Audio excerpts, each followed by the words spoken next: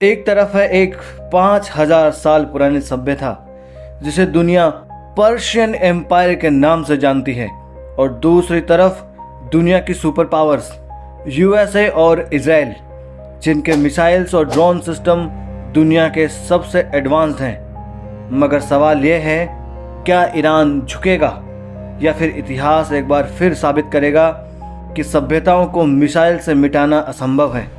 मैं हूं हंसराज कुमावत और आप देख रहे हैं विमर्श। ईरान, जिसे प्राचीन काल में इलाम, पारस और पर्शिया कहा गया, दुनिया के सबसे पहले एम्पायर्स का हिस्सा रहा है।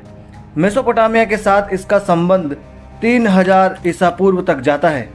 सुमेरियन, अकादियन और असीरियन टेक्स्ट में इसका जिक्र मिलता है। दुनिया की पहली लिखी हुई human right charter Cyrus cylinder भी ईरान से ही था।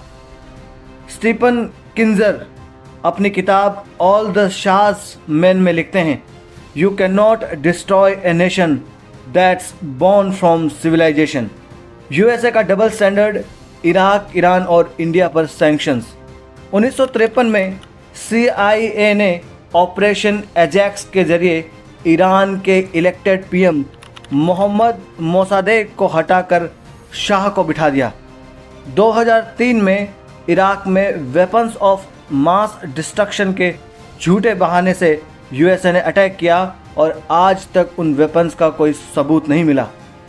1998 में जब इंडिया ने पोखरण 2 न्यूक्लियर टेस्ट किया, यूएसए ने तुरंत इकोनॉमिक सैंक्शंस थोप दिए। नोम चॉम्स्की लिखते हैं, America एनफोर्सेस international law only when it suits it's interest.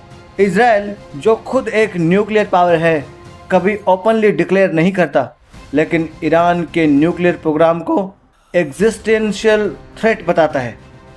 USA Israel alliance Iran को कभी स्टेबल नहीं होने देना चाहता।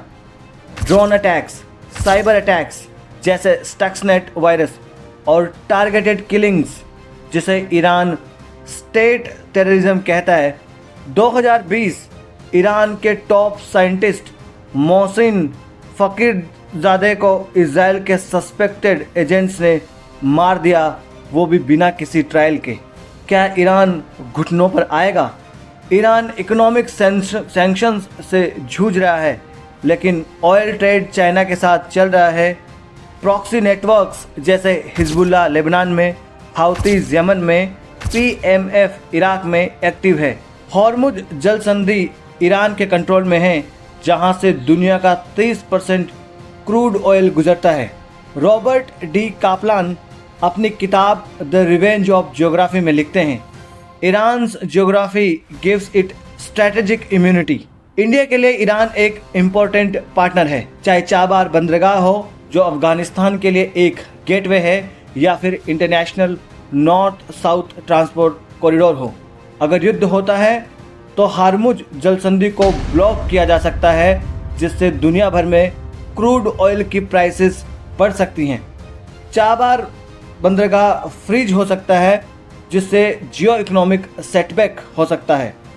इंडियन डायस्पोरा जो लगभग 9 मिलियन हैं, जो गल्फ कंट्रीज में हैं, वो रिस्क में रहेंगे। Talmiz Ahmad, ex ambassador to Iran, लिखते हैं, India and Iran are civilizational cousins, not just strategic allies.